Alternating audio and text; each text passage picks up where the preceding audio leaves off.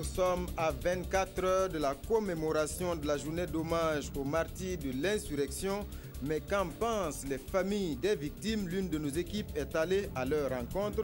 Sur ce plateau, le président de la commission thème de l'événement, M. Mahmoudou Ouedraogo. La grippe aviaire a décimé leurs volailles. À présent, ils peuvent passer à la caisse. L'opération d'indemnisation a commencé, de quoi redonner le sourire aux éleveurs. Voilà pour la une de ce journal. Mesdames et messieurs, bonsoir et bienvenue. Après un mois de tractation, c'est peut-être le début de l'apaisement entre le Conseil supérieur de la communication et les promoteurs de médias audiovisuels. La levée de la suspension des émissions d'expression directe prend effet à partir de demain. Ce matin, les responsables de radio ont signé la nouvelle charte de bonne conduite. Lazare Pouya. Enfin, c'est peut-être la fin d'un mois de tractation entre le Conseil supérieur de la communication et les promoteurs des radios audiovisuelles. La signature de cette nouvelle charte de 5 pages par les promoteurs des médias audiovisuels pour une bonne conduite des émissions d'expression directe sonne comme une victoire engrangée par les deux parties. Ce référentiel commun qui s'applique à tous les promoteurs de médias audiovisuels désirant s'inscrire des émissions d'expression directe dans leur grille de programme comporte plusieurs innovations. Il y a des dispositions qui peuvent prévoir le retardement de la voix à l'antenne de 10 secondes. Deuxième innovation majeure, c'est que tout promoteur de médias audiovisuels désireux de faire des émissions d'expression directe doit s'équiper conséquemment, c'est-à-dire avoir des équipements techniques lui permettant d'identifier les intervenants à l'antenne. Troisième innovation, c'est du point de vue de la responsabilité. Ici, on a estimé qu'il était bon de prévoir la responsabilité éditoriale du promoteur. Un délai de 3 mois a été accordé aux promoteurs des radios d'expression directe pour se conformer aux nouvelles décisions, tout en reconnaissant qu'une idée a beau être belle, elle ne détachera pas des autres pour être universellement adoptée. La présidente du Conseil supérieur de la communication a souligné que la pause a été utile pour réfléchir et marquer une meilleure prise en charge des émissions d'expression directe. Naturel que l'on ne comprenne pas notre décision. Mais que voudrait cette liberté si la liberté de ton qui la caractérise peut être source de fractures sociales, donc une menace à la paix, chèrement payée lors de l'insurrection des 30 et 31 octobre 2014. Le CSE aura-t-il donc eu raison dans sa décision? Dans les prérogatives que lui confère la loi 015 du 14 mai 2013, c'est sans embâche, oui. L'adoption du document de cadrage et la signature de la nouvelle charte marquent un moment historique de réconciliation entre l'organe de régulation et les promoteurs des radios. Nathalie Sommet a également annoncé une importante décision.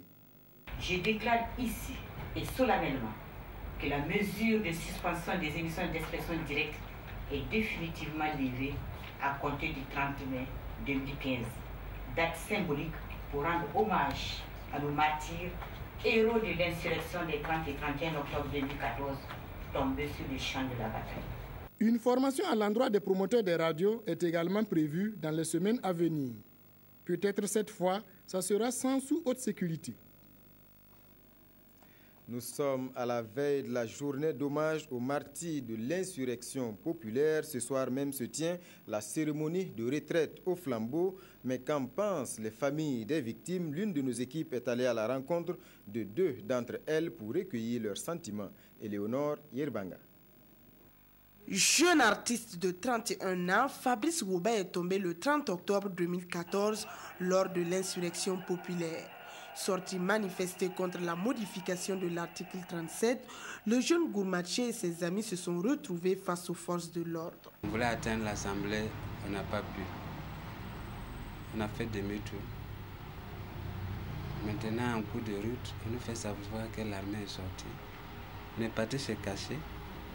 Au retour, en sortant, voici une deuxième équipe qui était là. Arrivé à notre niveau, ils ont commencé à tirer comme ça.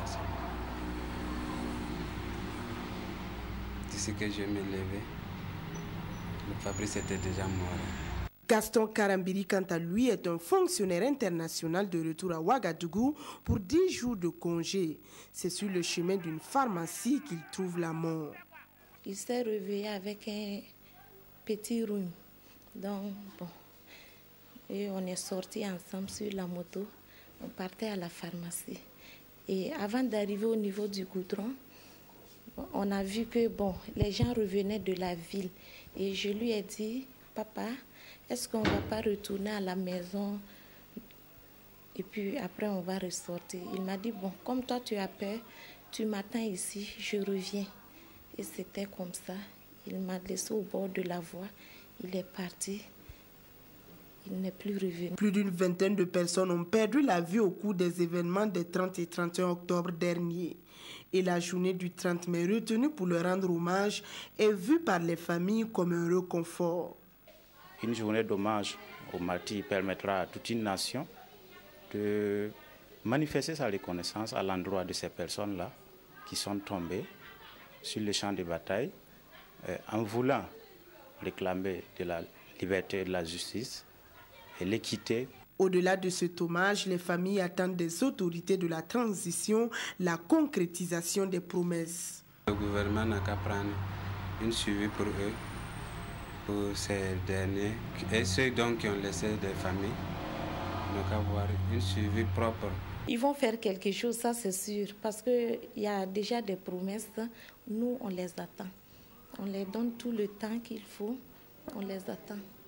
Les familles nourrissent aussi l'espoir que plus rien de tel ne se reproduise au Burkina Faso, que plus aucun fils de ce pays ne perde la vie à cause de politiciens assoiffés de pouvoir qui font fi de la volonté du peuple.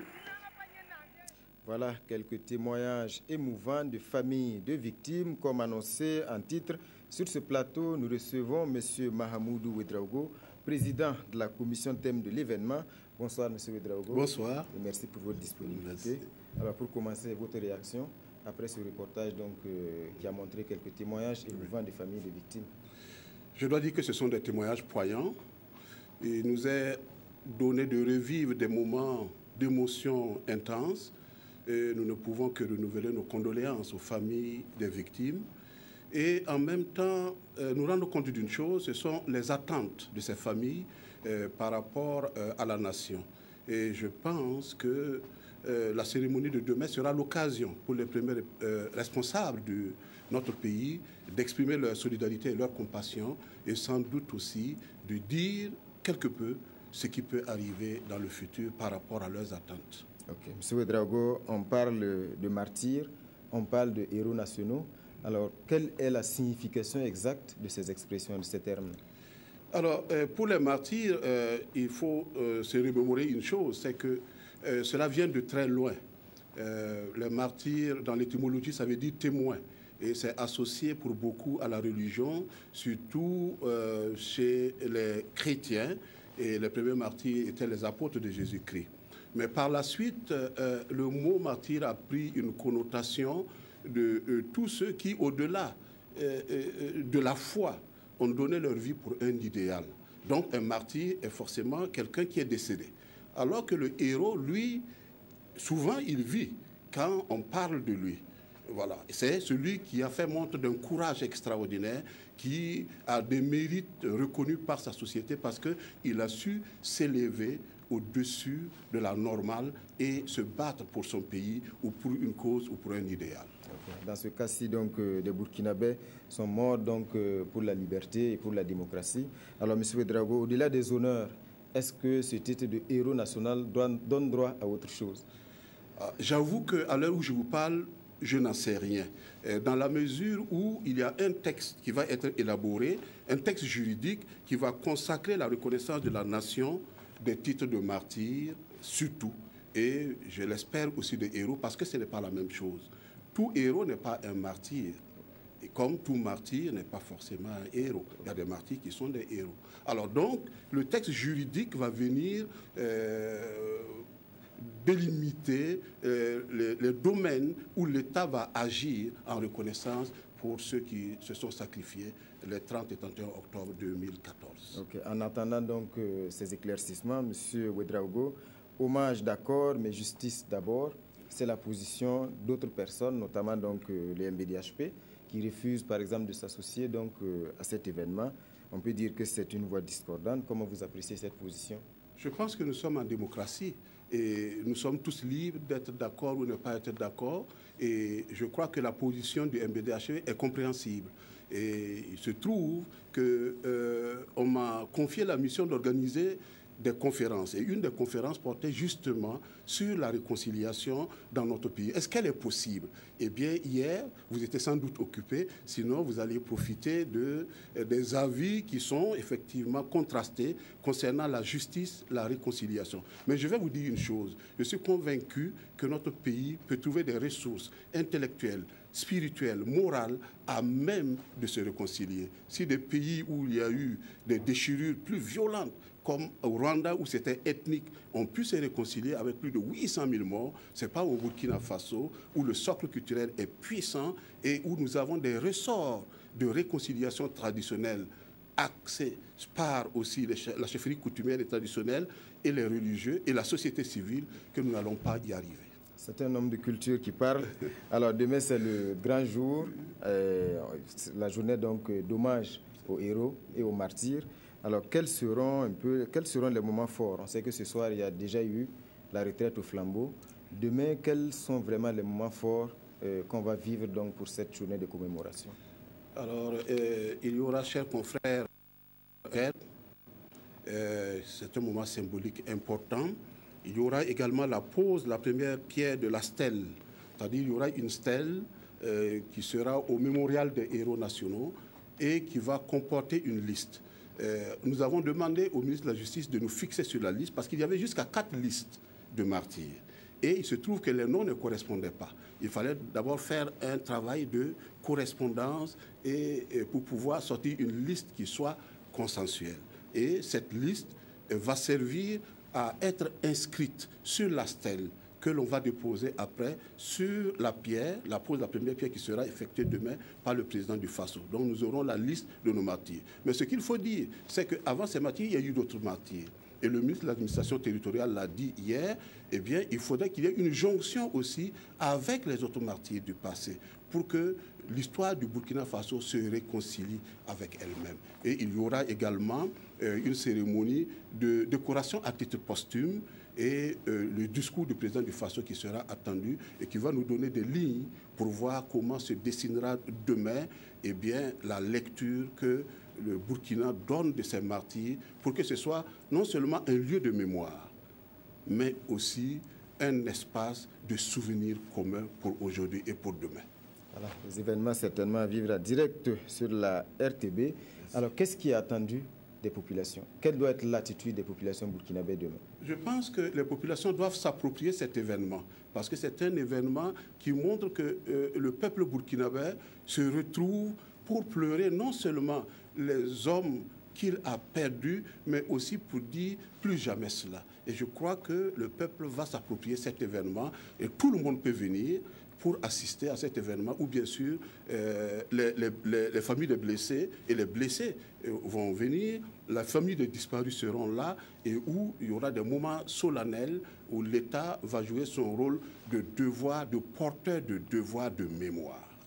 Pour finir, M. Ouedraogo, on sait que cette journée du 30 mai pourrait changer peut-être l'année prochaine parce que la date n'est pas définitive. Oui. Alors, à l'heure actuelle, est-ce qu'on a avancé sur le choix d'une date définitive et peut-être que ce sera un jour férié? Peut-être que demain, nous aurons un début de réponse. Peut-être demain. Okay. Merci, M. Ouedraogo, d'être passé sur ce plateau. C'est moi qui vous remercie. Voilà, mesdames et messieurs, sur ce plateau, donc, on avait le président de la commission thème de la journée d'hommage aux martyrs, M. Mamoudou Ouedraogo. Suite de ce journal, Muhammadu Buhari prend les rênes de la République fédérale du Nigeria. Le nouveau président a prêté serment ce matin à Abuja. Sa priorité, la lutte contre la secte islamiste Boko Haram. Il pourra compter sur ses pairs. C'est une quarantaine de chefs d'État qui ont effectué le déplacement. Urbain Benito Sommet, Ini Janine Kambire. En présence du peuple nigérien et d'une quarantaine de chefs d'État et de gouvernement, dont le président du Faso, Michel Kafando, que Mahamadou Buhari a prêté serment. Il remplace Goodluck Jonathan, qui lui lègue un pays de plus de 160 millions d'habitants avec plusieurs attentes. Le nouveau président de la République fédérale du Nigeria, qui a pris fonction, devrait répondre à des attentes gigantesques avec la chute du cours de pétrole et une pénurie de carburant sans précédent. Depuis ce matin, je suis particulièrement content parce qu'il y aura un changement avec Buhari.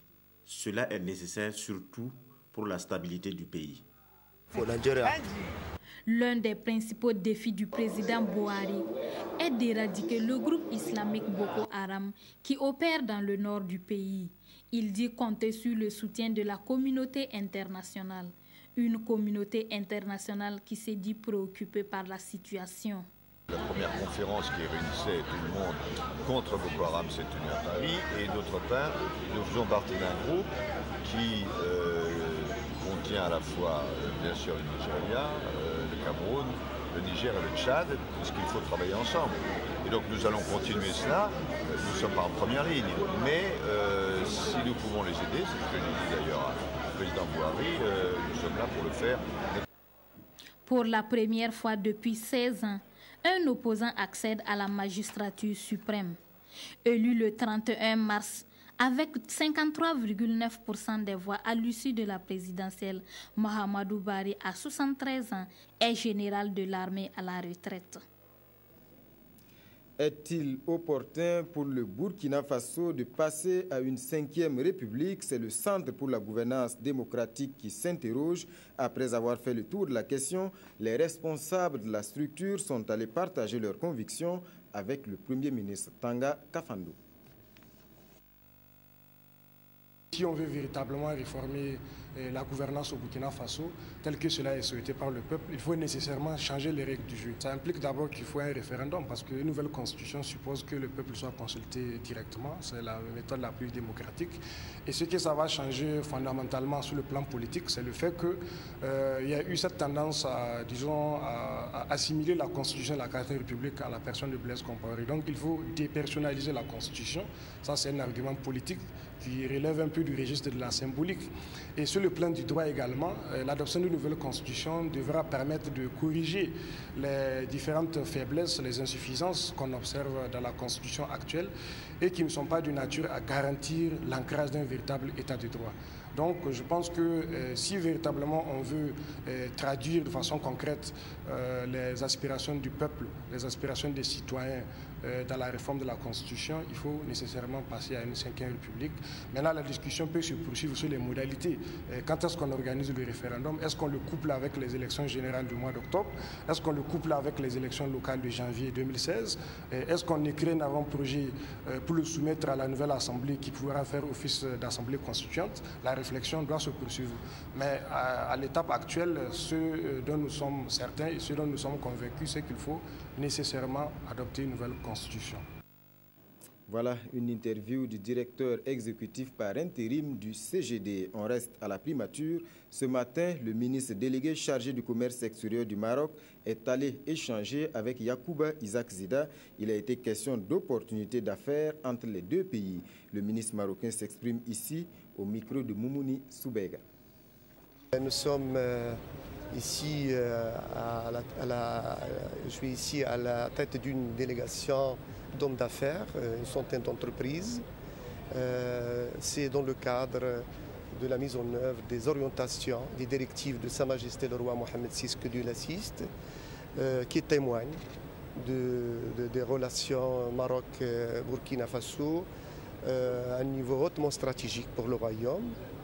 Donc nous souhaitons, à travers cette mission, renforcer, développer le partenariat entre le Maroc et Burkina Faso dans un cadre gagnant-gagnant. Et plus concrètement, hommes d'affaires du Maroc et du Burkina sont face à face depuis ce matin. Environ 350 entreprises sont représentées. C'est une initiative de l'Agence d'exportation du Maroc. Il est question de promouvoir les petites et moyennes entreprises. Drissa Seré. Tout un travail a été fait en amont à Casablanca sur le ciblage des secteurs porteurs d'offres compétitives adaptées au marché burkinabé. Au résultat, cette deuxième édition de la rencontre B2B in Africa met en face de 250 entreprises burkinabées une centaine d'entreprises marocaines. Des entreprises expérimentées et crédibles évoluant dans des secteurs comme l'agroalimentaire, les BTP, les nouvelles technologies, la pharmaceutique, l'industrie métallique et métallurgique, l'électricité, des secteurs à valeur ajoutée qui peuvent contribuer à la croissance de l'économie burkinabé. Des entreprises accompagnées par B2B in Africa ou par Maroc Export, elles vont au-delà du développement de leurs échanges, mais elles s'installent dans les marchés, elles investissent, elles créent de la valeur. Cette mission économique et commerciale qui intervient à un moment où le roi Mohamed VI est en tournée dans 4 pays africains, le Gabon, la Côte d'Ivoire, le Sénégal, la Guinée-Bissau, s'inscrit dans la volonté du royaume chérifien de renforcer la coopération sud-sud.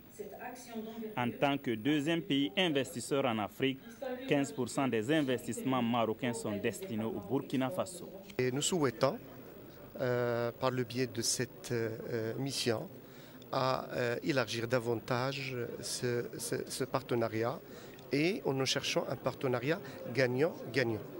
Nous souhaitons aussi l'organisation d'une mission d'hommes d'affaires burkinabé vers le Maroc. Les autorités burkinabées se félicitent de ce partenariat exemplaire entre le Maroc et le Burkina et encouragent les opérateurs économiques à saisir cette opportunité pour développer leurs affaires. Lorsque vous faites un feedback, vous allez vous rendre compte que beaucoup de résultats ont été atteints dans le domaine d'abord de l'expertise même, le renforcement des capacités. Ça, c'est un élément qui n'est pas véritablement affiché le plus souvent dans les coopérations. Au niveau coopération militaire, une réussite. Au niveau du développement de l'agriculture, l'irrigation, c'est une réussite. L'opération Saga, c'est une réussite. Dans le domaine de la technologie, on attend tout simplement de cette rencontre un partenariat fructueux entre entreprises burkinabées et marocaines au service du consommateur africain. Au moment où le contingent burkinabé déplore des blessés suite à un attentat au Mali, l'Organisation des Nations Unies célèbre la Journée internationale des casques bleus, l'occasion de rendre hommage à ces hommes et femmes qui défendent la paix dans le monde au péril de leur vie au Burkina. La journée a été marquée par un panel sur la participation du Burkina Faso à ses missions de maintien de la paix. Hortense Evelyne Yelemou. Le Burkina s'est engagé dans les opérations de maintien de la paix depuis 1990. Sur le théâtre des opérations, on compte plus de 2000 militaires, paramilitaires et civils burkinabés. La célébration de la Journée internationale des casques bleus est marquée d'une pierre blanche avec un panel de discussion sur les enjeux des opérations de maintien de la paix de l'ONU et de la participation du Burkina. C'était en fait réunir l'ensemble des acteurs concernés par les opérations de maintien de la paix autour d'une même table pour discuter d'une part des enjeux même des opérations de maintien de la paix et d'autre part insister sur la participation honorable du Burkina Faso à ces opérations. Et dans un troisième temps, c'est comme un cadre de plaidoyer pour que le Burkina peut-être pense encore à intégrer dans ces opérations les composantes qui semblent encore être à la traîne. Dans le monde, 16 opérations de maintien de la paix sont en cours. Membre actif des Nations Unies, le Burkina occupe une place importante dans ces missions, d'où l'importance de cette journée. Nous avons tenu à célébrer cette journée pour surtout rendre hommage à tous ceux qui sont déployés sur les différents théâtres d'opération et surtout honorer aussi la mémoire de ceux qui sont tombés sur les différents champs de bataille. La journée internationale est aussi une opportunité pour les casques bleus de resserrer les liens avec les populations locales qu'ils servent. Pour ce faire, des activités de formation et de sensibilisation devraient être menées. 5e congrès ordinaire de l'Ordre des médecins du Burkina Faso. Les hommes en blouse blanche sont sous les feux de la rampe, mais sont-ils tous dignes du serment d'Hippocrate, pas si sûr? Éthique et déontologie médicale, c'est le thème retenu cette année. L'Ordre demande le soutien des autorités pour extirper les faux médecins de leur corps. Amandine Lalsaga. La compassion, la passion et la volonté de soigner, des qualités fondamentales pour tout agent de santé. Ces qualités, entrant dans l'éthique de ce corps de métier, feront l'objet de débats 2 jours durant à ces 8e journées du médecin, commémorées concomitamment avec le 5e congrès ordinaire de l'Ordre national des médecins du Burkina. Il y a des travaux, des sessions de travaux avec des sous-thèmes qui ont été choisis, présentés par un spécialiste, discutés par l'ensemble des médecins, et des recommandations ou en tout cas des idées fortes peuvent sortir de ces travaux-là afin qu'on progresse dans la manière de dispenser les soins, de prendre en compte l'intérêt du patient. L'Ordre national des médecins du Burkina a saisi l'occasion pour solliciter davantage un appui des pouvoirs publics afin d'extirper toute personne exerçant de manière illicite cette profession. J'exhorte tous les médecins à se conformer à la loi, car le gouvernement de la transition ne ménagera aucun effort pour soutenir l'ordre face aux médecins en situation d'exercice illégal de la médecine. Je vous encourage à extirper de vos rangs les faux médecins et autres imposteurs qui mettent en danger la vie de nos citoyens et ternissent l'image du médecin au Burkina Faso. Il m'a été rendu compte que le Conseil régional de l'ordre des médecins de Ouagadougou a pu mettre hors d'état de nuire un faux médecin qui exerçait depuis 3 ans à Ouagadougou. Pour une meilleure prise en charge des patients, l'Ordre national des médecins du Burkina peut compter sur le soutien des partenaires. L'OMS reste fermement disposée à accompagner le pays dans l'élaboration d'orientations politiques et à favoriser un mécanisme d'échange des expériences et des meilleures pratiques pour la qualité des soins par du personnel de qualité, élément essentiel du concept de la déontologie. Les patients ont droit à des soins de qualité par des médecins compétents, vigilants, prudents et diligents. Les 8e journées du médecin et 5e congrès ordinaire de l'Ordre national des médecins du Burkina ont connu la participation de leurs collègues venus de la Côte d'Ivoire et du Mali. La grippe aviaire a décimé leurs volailles, plongeant les éleveurs de plusieurs régions du Burkina Faso dans le désarroi. Aujourd'hui, ils retrouvent un tant soit peu le sourire. Le gouvernement a tenu parole. L'opération d'indemnisation vient d'être lancée. Les éleveurs de Batondo dans le Sanguier sont les premiers à passer à la caisse. Bouma Ernest Nebier. L'une des mesures fortes contre la grippe aviaire depuis sa déclaration au Burkina en avril dernier a été l'abattage des foyers atteints. Pour minimiser les pertes et aider les aviculteurs à se réinstaller, le gouvernement entame une opération d'indemnisation des propriétaires de la volaille abattue. Une opération qui a été officiellement lancée à Batondo dans la province du Sanguier, province où le premier cas de l'influenza aviaire a été découvert. Il y a eu des séances de sensibilisation après la confirmation par le laboratoire d'Italie. Et on est revenu encore faire une sensibilisation avant maintenant de procéder aux séances d'abattage.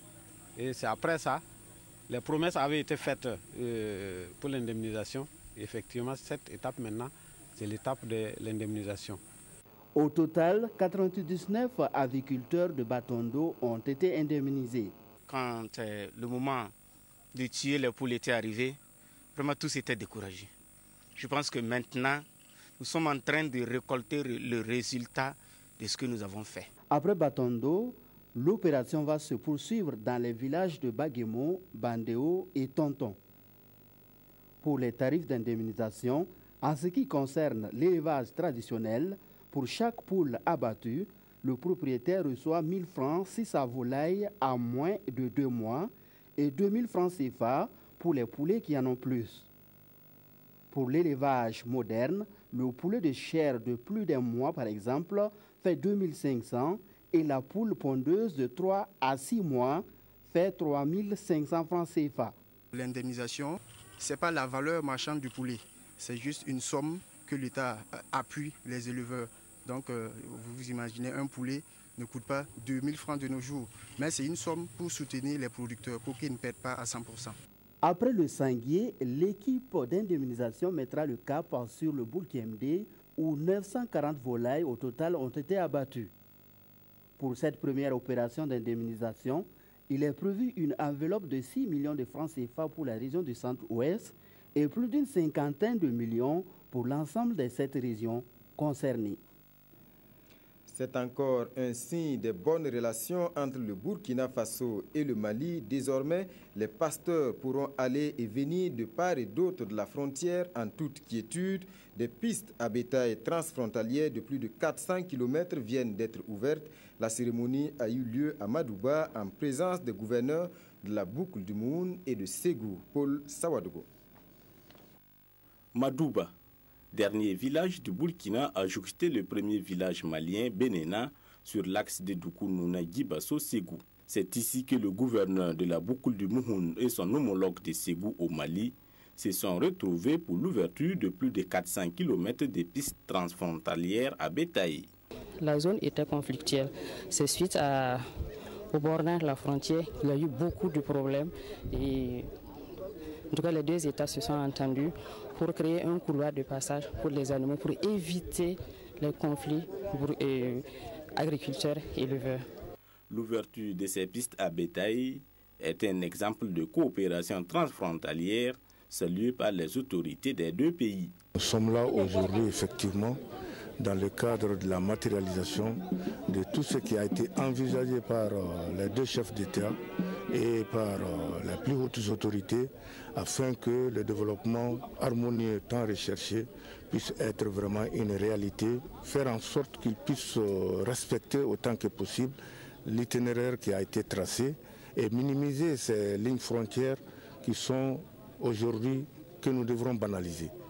Pour un développement harmonieux, il faut les grands ensembles. Donc, la CEDEAO promeut la libre circulation des personnes, mais on ajoute et des biens. Donc, je crois que c'est pertinent qu'on puisse créer une piste transfrontalière où le bétail pourra donc pâturer. En plus de ces pistes à bétail, plusieurs autres infrastructures, à savoir des banques céréalières, des sites de compostage, des infrastructures sanitaires dont le centre de santé transfrontalier Ouania-Woronkui ont été visités. Des infrastructures réalisées avec l'appui technique et financier de la coopération allemande dans le cadre du programme Frontières de l'Union africaine. Cette cérémonie a servi de cadre pour la signature des textes régissant le groupement local de coopération transfrontalière entre le cercle de Tominia au Mali et la province de la Kossi. Il y a 2 jours, il était sur notre plateau pour annoncer la présentation et la dédicace de son coffret Archives d'Afrique consacré à Thomas Sankara. L'événement a eu lieu à la salle des fêtes de Ouaga 2000. Présence effective d'Alain Foka de Radio France Internationale qui a mis 4 ans pour réaliser l'œuvre. Aruna Mare. Le coffret Thomas Sankara retrace la vie, la pensée et l'engagement de l'homme du 4 août 1983. Dédicacé par Alain Foka, journaliste et animateur de l'émission Archives d'Afrique de Radio France Internationale, ce film documentaire d'une durée de 6 heures apporte un éclairage et un témoignage sur le président du CNR, le Conseil national de la Révolution. Qu'on l'aime ou qu'on le déteste, qu'on l'ait vécu ou qu'on ne l'ait pas vécu, il a marqué des générations d'Africains, déjà par son engagement, puis également par l'audace qui a été la sienne, avec celle de ses camarades, parce que quand je parle de Thomas Sankara, j'aime bien parler de ses camarades puisqu'il n'était pas tout seul. Et je me disais qu'il fallait lui faire un coffret qui soit ce que j'ai appelé l'intégrale de Thomas Sankara. Il a fallu des années de dur labeur à Alain Foka et son équipe pour produire ce magazine d'histoire. Un magazine qui résume tout un pan de l'histoire du Burkina Faso. C'est majestueux. Il nous interpelle sur ce que nous devons faire. Les générations passées ont eu leur mission. À nous maintenant d'écrire par nos propres mains d'où nous venons et où nous voulons aller. Son travail de façon générale est très noble et qu'il fasse un coffret sur Thomas Sankara qui est notre pan, un pan de notre histoire, ne peut qu'être salué. Donc je ne peux que le féliciter. En défenseur des archives d'Afrique, Alain Foka, politologue de formation, demande aux Africains d'arrêter d'écraser leurs images. Il souhaite que le continent s'investisse plus dans l'écriture de sa propre histoire. À la dédicace du coffret, difficile pour la salle des fêtes d'Ouaga 2000 de contenir le monde. Preuve que 28 ans après sa mort, Thomas Sankara continue de mobiliser plus d'un. Sacré Blatter, reprise des émissions interactives. identité réelle ou supposée des corps exhumés et suite à donner à la procédure. Voici les sujets qui ont occupé une bonne partie des colonnes des quotidiens aujourd'hui. Abdoul Rasmane Zongo les a parcourus pour nous. C'est la revue de presse. L'exhumation des restes du président Thomas Sankara met grandement sur orbite un homme qui apparemment devient de plus en plus la coqueluche des médias, sinon est de plus en plus courtisé par la presse. En tous les cas, le quotidien L'Observateur fait un coup de projecteur sur Yama Malik Sawadgo, l'homme qui a enterré Sankara, à travers une interview exclusive dont voici un extrait. À ceux qui disent que ce ne sont pas les suppliciés du 15 octobre qui sont au cimetière de Dagneux, que Thomas n'y est pas, je réponds que nous, en tout cas, les avons tous enterrés là-bas, dit l'interviewé. Ils ont été enterrés sous le couvre-feu, nous sommes répartis sous le couvre-feu. Avant d'ajouter, on avait l'impression que le président du Faso dormait quand son corps est arrivé au cimetière de Dagneux. Les internautes, eux, exigent la vigilance à travers la phrase suivante. Il faut voir s'il ne manque aucun os. Ce doute est également partagé dans l'Express du Faso à travers des opinions de certains citoyens. Est-ce que c'est réellement les restes du président Thomas Sankara et ceux de ses compagnons, s'interroge un citoyen. Je pense que l'exhumation des restes du président Thomas Sankara, dit un homme, constitue un premier élément qui montre que véritablement la justice est en marche. C'est important que cette exhumation ait lieu. Elle est aussi symbolique et marque la fin du régime Compaoré, dit un autre. C'est un signal fort, affirme un citoyen, et il faut que ça aboutisse. Une autre personne interviewée donne son sentiment. Toute la jeunesse qui s'est soulevée pour renverser le pouvoir de Blaise Compaoré rêve de l'idéal que le président Thomas Sankara a essayé de réaliser pour le Burkina Faso. C'est un monsieur qu'on doit réhabiliter. C'est un modèle, car c'est la valeur du Burkinabé.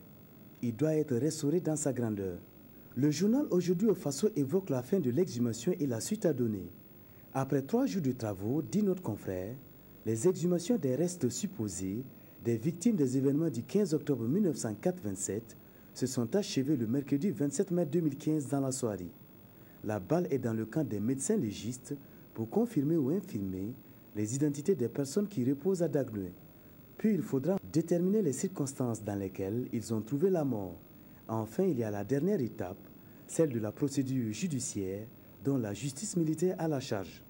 Au même moment, le journal Aujourd'hui au Faso nous apprend la levée de la suspension des émissions interactives. Je cite, « On constate une reprise des émissions d'expression directe sur les radios et les télévisions. La suspension qui devrait s'étendre jusqu'à 3 mois n'aura duré que 3 semaines, soit exactement 21 jours. » Voilà, mesdames et messieurs, ainsi prend fin ce journal. Merci pour votre attention. Je vous retrouve tout à l'heure pour l'édition synthèse.